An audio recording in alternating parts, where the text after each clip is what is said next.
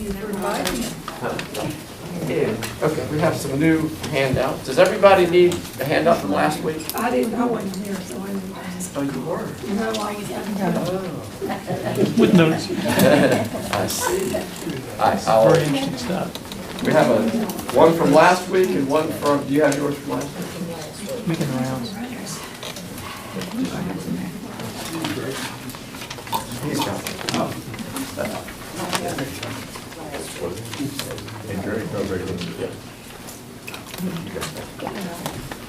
Last week? This is last week. Last week's? Right, yeah, raise your hand if you need last week. Yeah. Thank you. I did too. You got last week's there? Yeah, got it. You want one?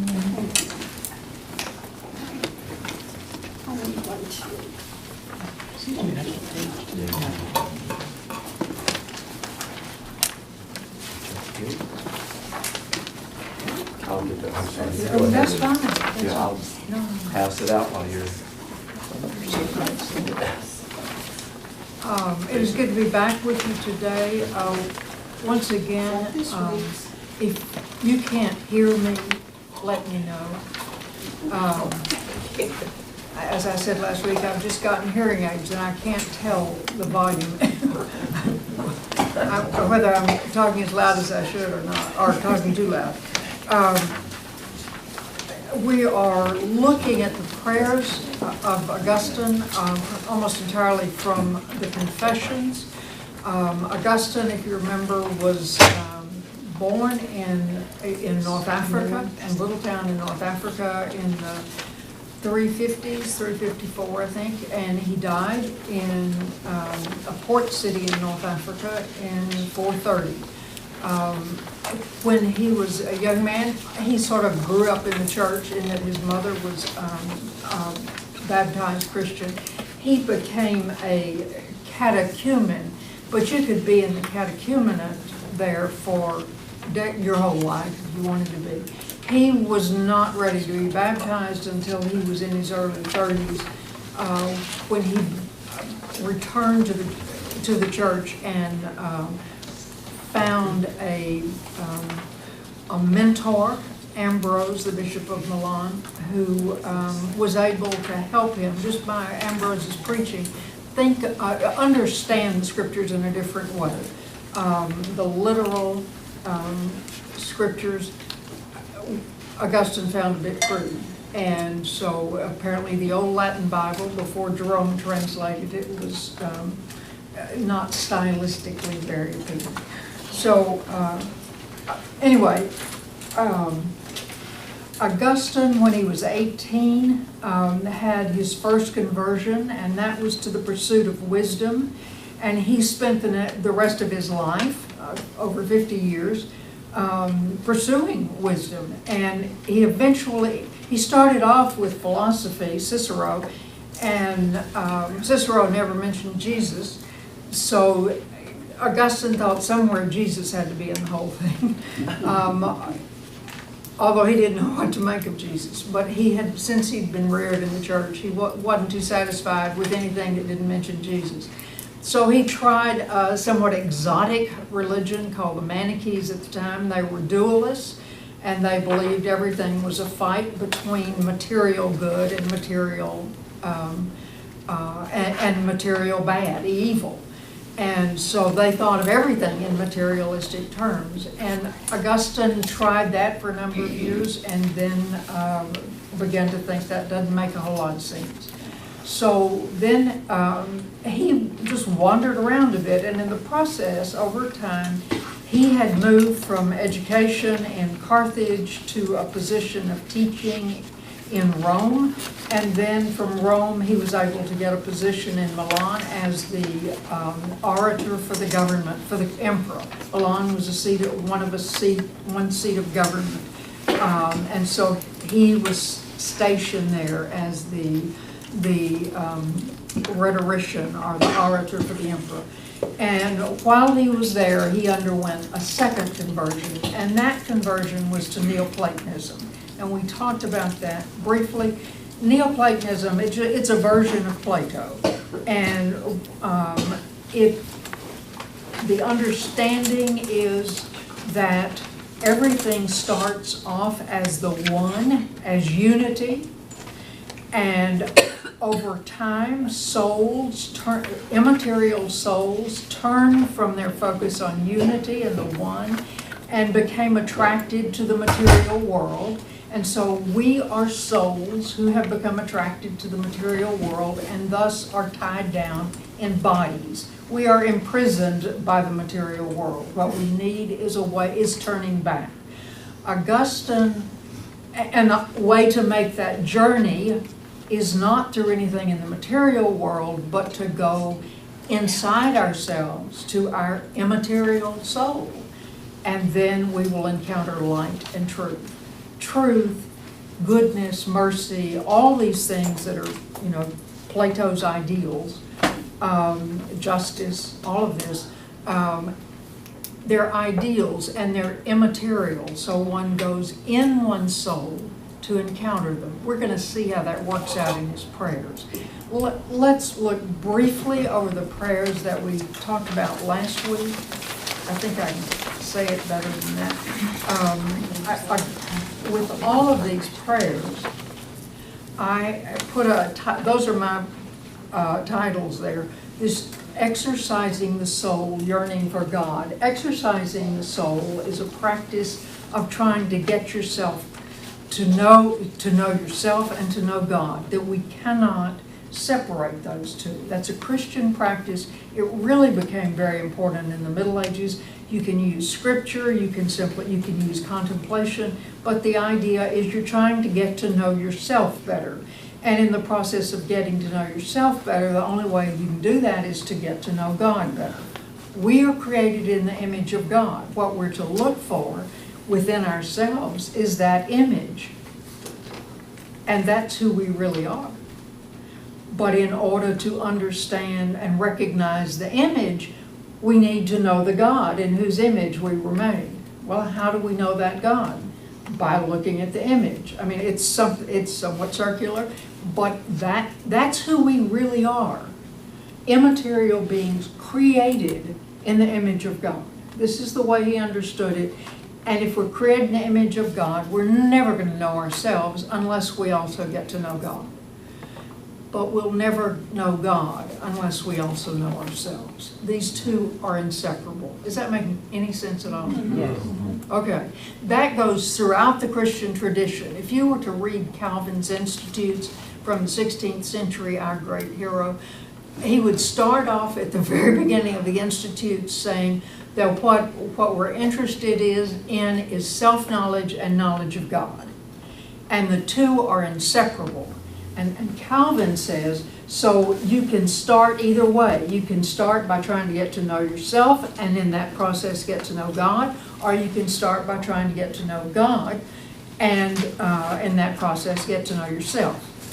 Throughout the tradition, it's always, let's try to know ourselves and in the process get to know God. Calvin says, no, you make too many mistakes that way. Just go to the Bible and that way you'll get to know God. And in that process, you'll get to know yourself. But you can start either way. But the point throughout the Christian tradition is we cannot know ourselves apart from knowledge of God, but we cannot know God apart from knowledge of ourselves. Okay? So that's what he's looking at and trying to deal with. That's what all these exercises, these prayers are.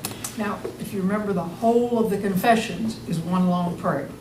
It starts with the invocation we have right here, prayer number 1. And as we talked last week, and I was trying to remember the kinds of points you had made, and I want you to, as soon as I finish summarizing this, I want you to jump back in. It's that in the first prayer that we have been created by God, and our purpose is to praise God. And that's, as we return to ourselves and God, then that's what brings us joy, praising God. We're created with a yearning for God. And we remain unquiet and restless until we return to God or united with God. So the only rest of the unquiet soul is in God. Now, this is what he understands we're doing. In the second one, the prayer that I had given there, he's relying heavily on the parable of the prodigal, and he talks about, I slid away from you and wandered away, my God, far from your steadfastness. I strayed in adolescence and became to myself a land of famine. He's taking that right out of Luke and the story of the prodigal son. But he's also drawing in some Neoplatonism here. The soul, but like the prodigal, becomes attached to the material world and wants to pursue it. And so leaves itself and leaves God in the process, or leaves the one, leaves unity, and fragments, goes out into the material world. So moves away from what's within, the immaterial, and thus is restless. Is that, any questions about that? You're moving from your interior view to your exterior. And for Augustine, that means you're turning away from yourself and from God, and you'll be restless, as he was. He's describing his experience as a paradigm for everybody's experience of God, every Christian's experience of God. You're chewing the inside of your lip, or does this trouble you? I don't read people real well. He's hard to read. You can read him? Yeah, no, he's hard to read anyway. Oh, okay. Thank you, you're the authority on that. So thank you. All right, the next prayer has wandered away from God, from self, and then, so there's this acknowledgement here, and what of myself? Where was I as I sought you? God was straight ahead of him. But I had roamed away from myself. I had gone outside myself. So where are you going to find God? By going back into yourself. Now, you may not agree with that, or you may say there are other ways to find God, and I'll never argue with you on that. This is his way, okay? To return within to that which is immaterial. You were straight ahead of me, but I had roamed away from myself and could not find even myself, let alone you. I'm not going to be able to find either of us without finding the other. And both, I can get to know myself only by turning my attention back inward, and it is there that I get to know myself and get to know God. So let's look on the next page, the interior life.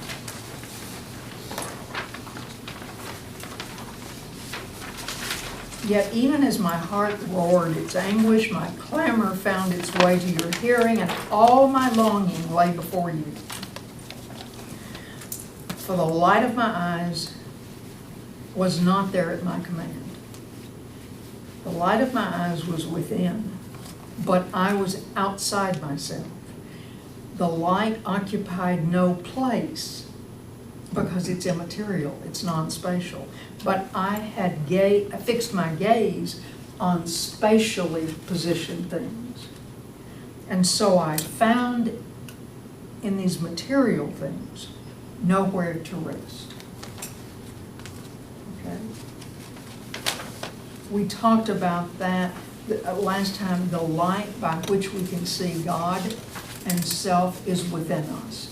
And he will come to believe that is the light of Christ that shines within us. That's where we have access to the wisdom of Christ, the light of Christ, within ourselves. If we're outside ourselves, then we can't see. We lose our bearings. Okay. Yes? Is this whole prayer praying to Christ or to God the Father or to the Trinity What? Well, Because, and I noticed Jesus said Christ, and I Right. didn't know whether. Augustine, he's speaking in terms of the Father, I think. But he speaks of God, and so it's going to be the whole Trinity, Right. the triune God, and in a way you can't, for him, you can't You can't separate. have one apart from the other, but still we tend to pray to God the Father. But Jesus is inseparable for that, because for him, Jesus is the light of the world. Okay. And that we can't have real knowledge without this interior illumination. Real knowledge is knowledge of, remember Plato's forms? Yeah. Truth and mercy and justice and peace, all these things. These are immaterial. What we have in the material world are shadows of those. And so the justice in our criminal courts, everybody's striving for justice, presumably, but it's a shadow of God's justice. It's not the fullness of justice. So is what is in us the Holy Spirit? Well, they're both there. Okay, everybody's there. Yeah. Okay. But it is, he does speak of Christ as the wisdom of God, Right. and the light of the world. I mean, he's using scriptural references, but he also talks about the humility of Jesus, who was the Son of God, but so humbled himself that he came in the form of a human being and died in a horrible way. So the humility of Jesus is always going to be a prod for Augustine, because he knows that he's an arrogant man. Yeah, he knows. Okay. Fortunately, he had a few people who would remind him, which was Tell me very from time to time. but so he tries to follow that, the humble Christ. And he says, the only way we'll get into church is following the humble Christ.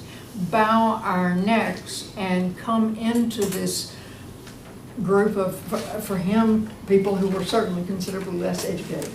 But also, I mean, he was going to return to his mother's church in North Africa, and he had always despised that church as somehow just crude. And its scriptures were crudely written. And it was very unsophisticated in its interpretation of scripture.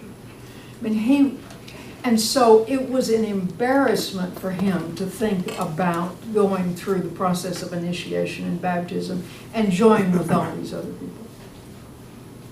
We don't tend to think that way about Christians anymore, but he's talking about,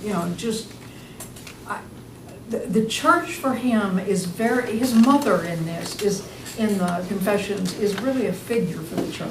Someone who's driving him crazy, somebody who's praying for him all the time, will not stop praying and crying for him for his conversion.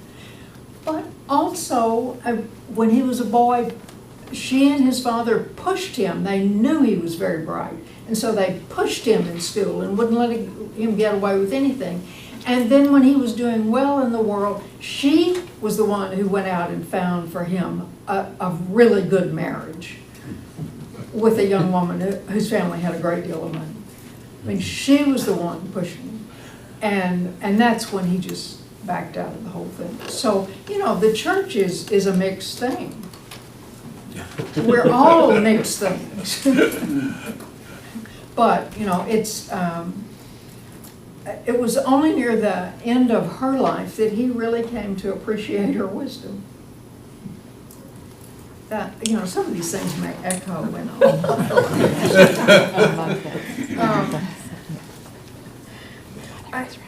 Now, let's look at this one on self-knowledge. It's number D, or it's 2D here. It's very strong language. You were wrenching me back toward myself.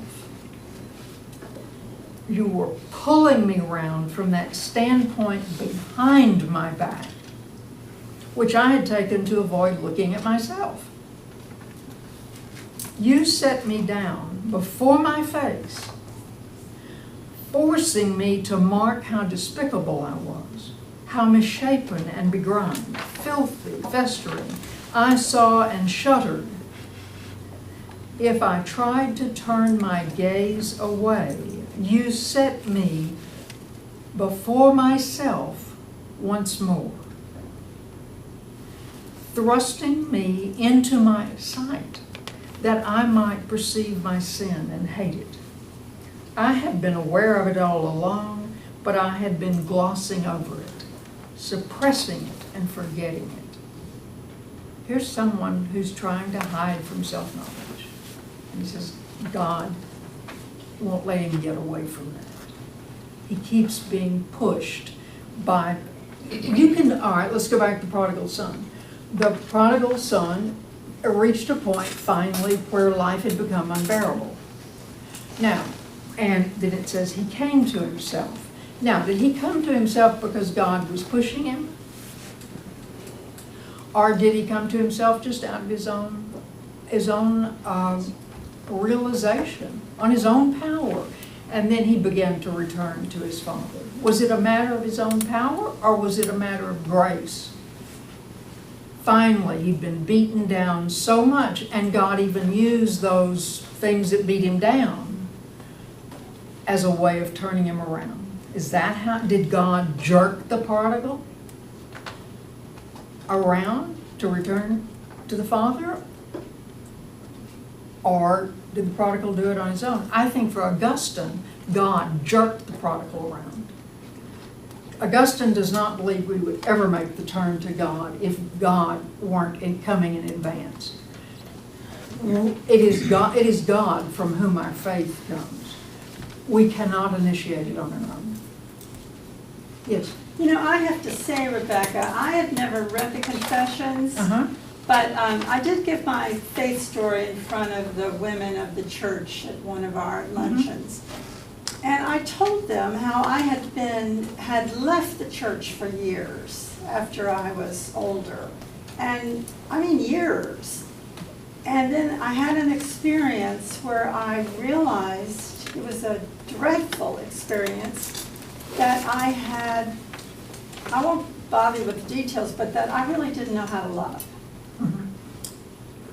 And then I had this experience, I won't bore you with the details of that, while I was crying, of Christ's grace. And I was immediately converted and have been ever since. Did your self-awareness come from God forcing you to see your I think so, circumstance? because Okay. I couldn't stand myself, Okay. you know. And then, as I said, I had an experience of grace, and it was profound. So I think it was God. I won't say that God caused the conditions that left. But God used them. But God used the conditions to let me see myself, but I really didn't know how to love. And I thought I had. And when he talks here about sin, I mean, thank you for the example. When he talks about sin, for Augustine, sin is disordered love. Yes? Predestination, is that a piece of what? Well, he doesn't have it here, but sure. I mean, on whom does God work like this? Those on whom God has chosen to work like this. Not everybody has those moments. Yes. Does the belief that not everybody has those moments, but you have to be amenable to accepting God's nudge, does that defy predestination? What makes you amenable? That's the question. Okay. And if it's God, then grace has to precede everything Right. on our part. If it's not God, then you can say it can start with our effort, but our effort's never sufficient, so God then helps it along with grace. But the question is always which comes first. And if it's grace, Chicken or the egg? well, if it's Yeah. grace, then why doesn't everybody have that I was opportunity? just gonna ask you that. But if you go down that road, isn't that problematic? Because then you can't account for evil and people who do evil things. Is God forcing that? I don't think so. But it seems to me it's a lot simpler. If God has created us with free will, we can go to Him, we can respond to Him, or we can choose not to. And He's much more passive in the whole thing. Otherwise, how do you account for all the evil that goes on every day? Because if you think He has the ability to pick and choose and nudge, it's almost like He's picking and choosing winners, and that Only seems- those who that seems got to be- I know, but that seems to be a very human characteristic that only humans would attach to a God, as opposed to saying, we have no idea what He's thinking and how He works. Now, in her experience, she may have very much felt that God nudged her, as using his term, wrenched her. However, it may be because the two of them were fighting it harder. You see what I'm saying? Yes, and the only way I know to answer you and stay within the context of the class is to talk in terms of the way, he's just working from Augustine. When he looks to the passage where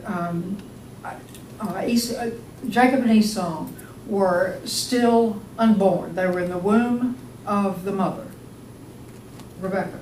And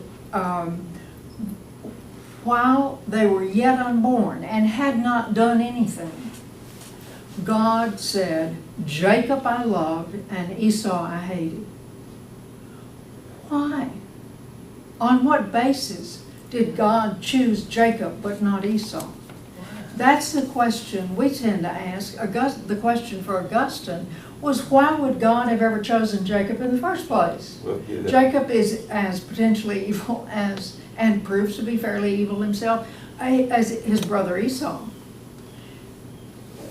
The question is not why God does not also choose Esau. The question is why God ever chose Jacob in the first place, because we're all bearing the sin of our first parents. So, I mean, it has a lot to do with the way you understand our condition coming into the world. Did the sin of our first parents create some kind of disposition in us so that we... Seems to me that embodies a very human characteristic. You know what he reminds me of in this process? Is his approach is sort of the same as mine to the game of golf.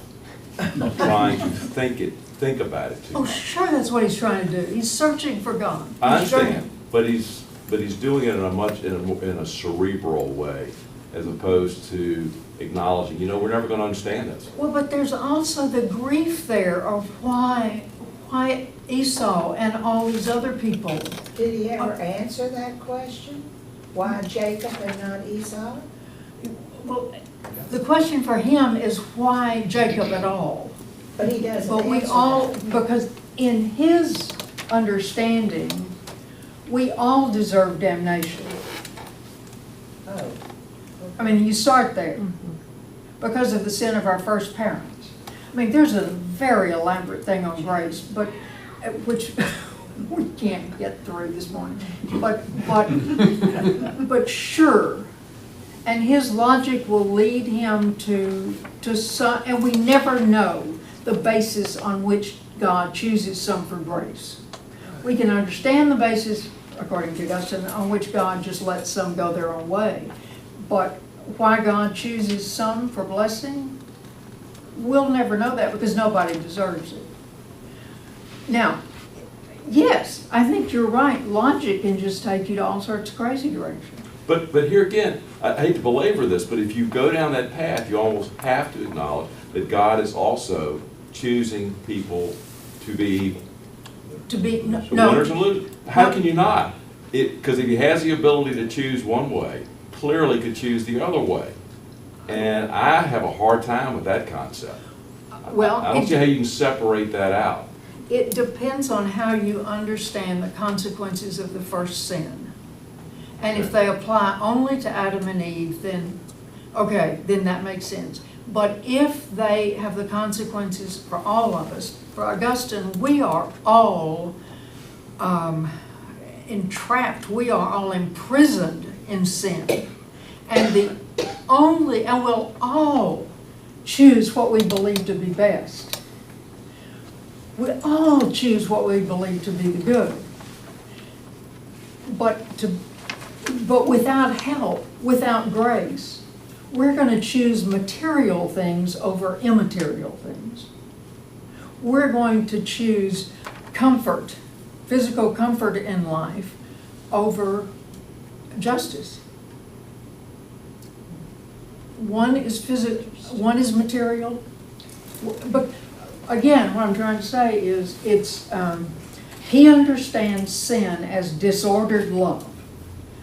And you can understand what ordered love is when you think about the two great commandments: to love God with our whole being above anything else, to love our neighbor as ourselves, and then everything else you try to deal with respectfully. But so disordered love would be loving the creation above the Creator. And that's sin. It's fine to love the creation, to honor it. It's God's good gift. It has to be good because God created it. But if we love it more than we love God, then that is disordered love. I am sorry, we could spend several weeks on this one. Can I ask a question?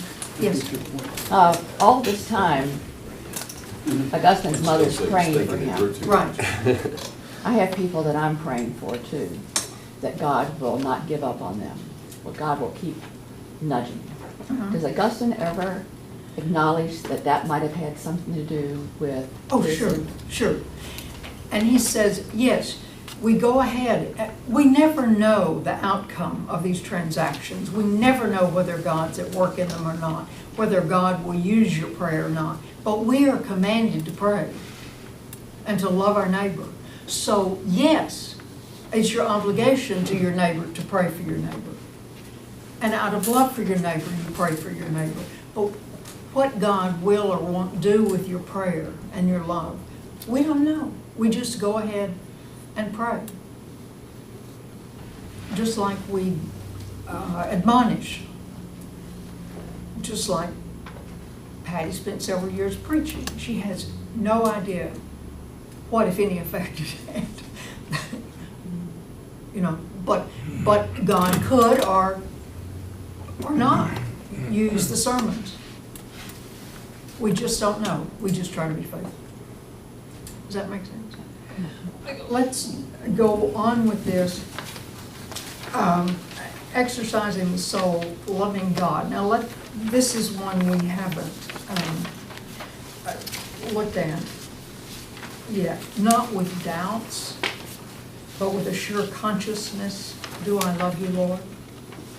You have pierced my heart with your words, and I have loved you.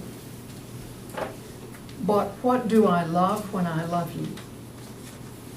Not the beauty of bodies, not the fair harmony of time, not the brightness of the light so gladsome to our eyes, not the sweet melodies of different songs, nor the fragrant smell of flowers and ointments and spices, not manna and honey, not limbs which can be caught in the embraces of the flesh. None of these do I love when I love my God. And yet I do love a kind of light and melody and fragrance and meat and embrace when I love my God. The light, melody, fragrance, meat, the embraces of my inner man or inner self, where a light shines in my soul that space cannot contain, where there sounds what time cannot steal away, where there is a fragrance that breathing cannot disperse, where there is a taste that eating cannot diminish, where there clings what no fullness of any kind can take from me. This is what I love when I love my God.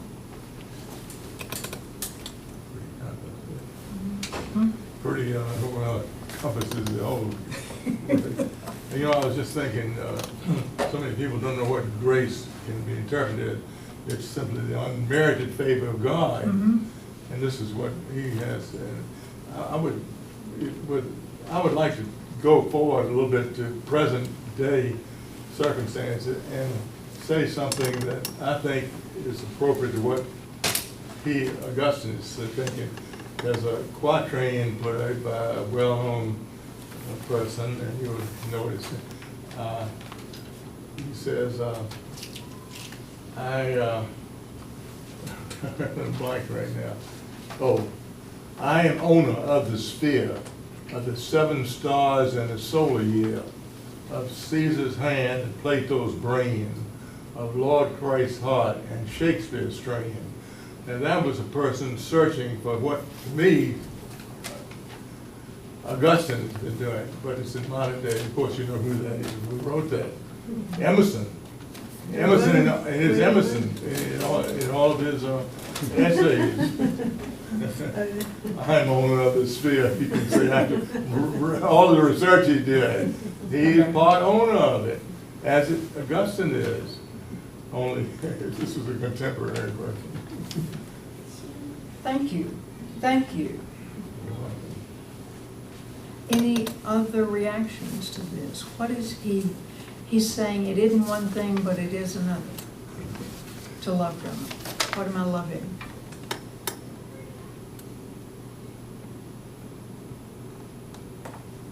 If I'm not loving the brightness of light, or the sweet melodies of songs, or the fragrance of flowers and ointments, if I'm not loving manna and honey, nor limbs which can be caught in the embraces of flesh, what are all these things? How do we have access to manna and honey? I think he's talking about the 5 senses here. And the 5 senses, when we love our God, we're loving not what comes to us through the deliverance of our senses, but we're loving the same kinds of, we can use the same kind of language of the 5 senses, but within us. That which tastes good within us. The fragrance within us. He wants the immaterial good. What do I love when I love my God? I love that which is immaterial. Now, he's not saying he rejects the material world. But when asked, what's the function of that? When we see a beautiful flower or a gorgeous sky, what should the function be? We misuse it if we try to grasp it and put our focus there. What the beauty of the earth should do is turn our focus to God, the Creator. So the exterior world is good. God created it. But it's material. And we in our inmost beings are immaterial, as God is immaterial. So we're to focus on that which is immaterial, because that's where we know light and truth and wisdom. That's where we hear real harmony.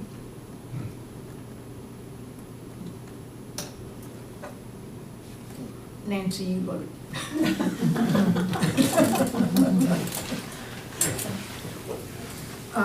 Yes. No, I'm just. Oh, you're. Yes, it is. Let's look at this next one, and this is maybe Patty would have said it if she had this at that moment for her. this comes after his baptism, and he is now a bishop and writing this, and he says, "Late have I loved you, beauty so ancient and so new. Late have I loved you. You were within, but I outside, seeking there for you and upon the shapely things you have made. I rushed headlong, I misshapen. You were with me, but I was not with you. They held me back far from you. Those things which would have no being, were they not in you? You called, shouted, broke through my deafness. You flared, blazed, banished my blindness. You lavished your fragrance. I gasped. Now I pant for you. I tasted you, and I hunger and thirst. You touched me, and I burned for your peace." Sir? I say that really hits it. Right on. What do you hear there? What's going on?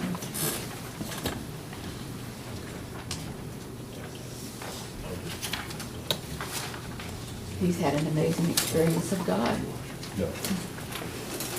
He's been on It's the not a journey. head thing anymore. It's a heart, and he knows it in his bones.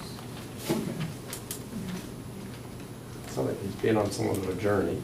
Didn't come to him all at one time, like many of us. But it comes to us all in different ways, though, I think. And at different times. And again, but And it might be, I think you're, I don't know, I think to me, like you're maybe born again, as we're all born again every day, to a certain extent. I mean, some people have an aha moment that turns the table, but I think even going forward, you have to have that continued re-nourishment and. the where you'll- regeneration goes on. Right. Yeah. And his journey is not over, but what he's panting for is that peace, that rest. I mean, we kind of come full circle here of he starts off seeking rest. Our souls are restless until they rest in you. And now he's found home. And it's not outside himself, it's within himself. It wasn't until God jerked him back and forced him to look inside himself that he was able to see where he'd gotten entangled in the material world, loving it more than God. If the soul is immaterial, then, and that's who we fundamentally are, and you may disagree with that totally, but if the soul is immaterial, then what's going to feed it is also immaterial.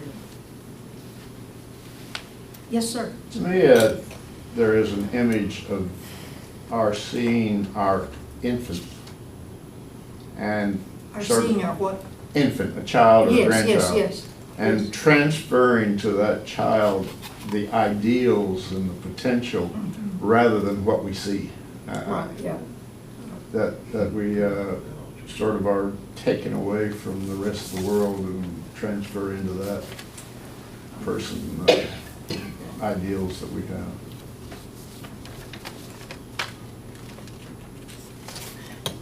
Does this fit for you and your understanding of where we encounter God? I remember a number of years ago in another Presbyterian church hearing a sermon in which we were all exhorted to go out in the world and serve because it's in service to the neighbor that we encounter God. It's in the neighbor that we encounter God. Going out, and Augustine's life, from the time he became bishop, his life was consumed with caring for others. Well, not consumed because he was busy writing all these things too. But, so it wasn't as if what he's talking about means ignoring the need of the neighbor. food's important. He prayed for people's health. He prayed for all sorts of things within his congregation. He studies the Psalms and preaches from the Psalms because they teach us how to pray. But for him, it's only as we return to ourselves, go in ourselves, and there the light of Christ shines on us. Only then can we look up and encounter God, encounter real truth, real justice, real peace. Is this making sense? Yeah. But we still work for truth and justice and peace on the outside. But their reality must be in relationship to real justice and peace and truth on the inside. Because it's only as we go, you make an interior journey, you look up, and there you see the light of Christ, or the light of Christ shines, teaches us what real justice and truth and peace and so forth, what they are. Does this make sense? Mhm. The prayer after that is about, there's so much yet, I'm not finished. I mean, he's saying, yeah, I'm not finished. The work goes on and on. I'm going to have to be struggling with these things the rest of my life. But I'd like for you to turn to the handout that came for today. This one, it's the prayers of St. Augustine's one page. Okay. This, I probably should have done this first, but because this is difficult, but I think it captures what he's saying. He's quoting from Psalm 34, verse 4. I sought the Lord, and he heard me. Where did the Lord hear me? Within. Where did he respond to me? Within. There you pray, there you are heard, there you are blessed. You have prayed, you are heard, you are blessed. And one who stands right next to you knows nothing of this. It is all carried on in secret, just as the Lord instructs our prayer in the gospel, telling us to enter into our special private place. And when we've shut the door, to pray to our Father in secret. And our Father who sees what we do in secret will reward us openly. When you enter your room, you are entering your heart. Blessed are they who rejoice when they enter their hearts and find there nothing evil. I sought the Lord and he heard me. Those who are not heard, now be careful with what I'm just about to read, okay? Those who are not heard do not really seek the Lord. Follow me, good brethren.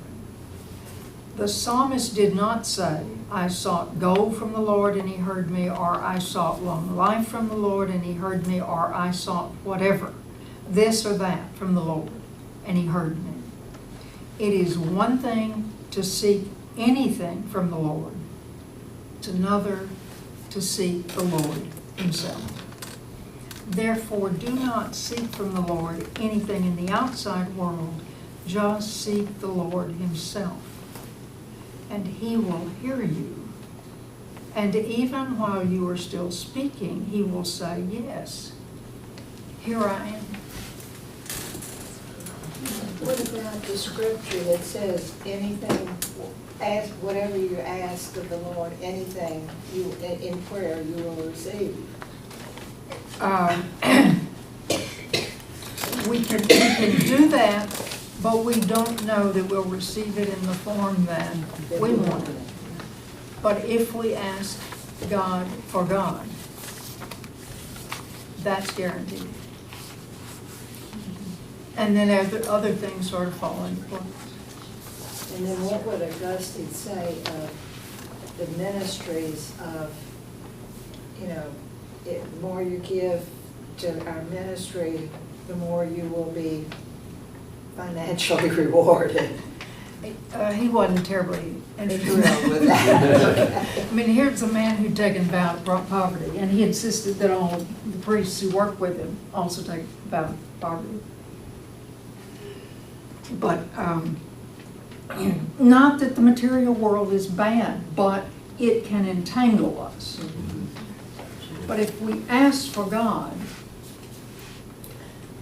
and we know God and ourselves in God, then the other things will fall into place as they're needed. But this man, he prayed for people's health. I mean, he prayed for the agony of the world. But in the context of loving the neighbor in relationship to love for God. Simply to love the neighbor and make that the chief thing is to distort the commandments. We love God, and then the neighbor and ourselves we love in relation to God. It's a subordinate love, but we are to love ourselves and our neighbor. But he speaks of it as a disordered love. If we love the neighbor, the spouse, the child, whatever, above loving God. Now, this man is wildly controversial, as you all know, but I can learn a lot from him. I think, and the confessions are absolutely phenomenal. Yes. I think it's interesting that he says the psalmist did not say, I sought God a long life, and he heard me. Right. God hears. Mm-hmm. It's just he may not always answer the way we want to be answered. Right. There's no, I mean, just as she's praying for her neighbor, we don't know what God's going to do with that prayer. Right. We still pray. And so we pray that the neighbor have an income so the neighbor can be fed and clothed and whatever. I mean, all these things are totally appropriate, but done in relationship to God, to our focus on God. Now, I'm not suggesting that everybody agrees with this. One thing I've tried to point out is he didn't get all of this out of the Bible, okay? Now, I mean, you can read the Psalms, and there's a lot about going into your heart. But he also was deeply shaped by Neoplatonism, and what the immaterial soul who has gotten trapped in matter is going to be restless until that soul turns around and comes back to the unity, to the one. But a difference is, in Neoplatonism, the one doesn't care beans about any of us. We can go back or not. The one doesn't care. It's just, whereas God is the father of the prodigal and comes out and runs. To go back to the one, the one will not help you. So Augustine pulls these things together and says, the only way you make the turn is by God's grace. So if you yearn for God, it's time for me to stop. If you yearn for God, then that yearning God will grant, maybe not in the unexpected way. Yes? Was he controversial? Well, I wish our friend here had not had to leave, but all this about predestination, but you know, we Calvinists took it up.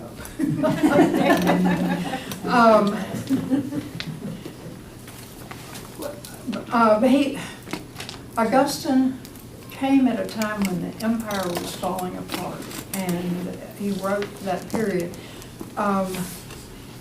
I mean, there are a number of ways he was controversial, but if you put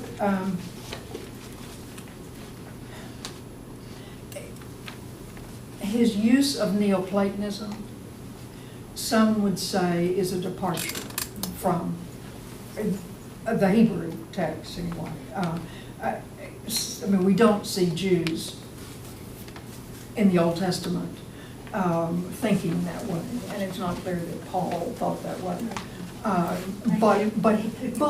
But we all use helps from the context in which we live to help us understand the gospel. I mean, you cannot, it's not possible to think about the gospel outside of some kind of frame of reference. What would Augustine have said to someone who says, I've been looking for God, I've been searching for God, I've been seeking God, and I haven't found him, I can't find him? Well, I don't know, but I think he'd probably say, where were you looking? But, well, Yeah, okay. people today. Right, and what is it you think you're gonna find? What do you think you're looking for when you look for it? I can't really answer that question, and I am in such bad trouble right now. I'm happy to stay and talk if anybody wants to talk, but you have. We are at time, so let's, Rebecca, it's been great to have you. Feel free to stick around if you'd like to talk to Rebecca. So. What will May be on? I have no idea. I really don't know.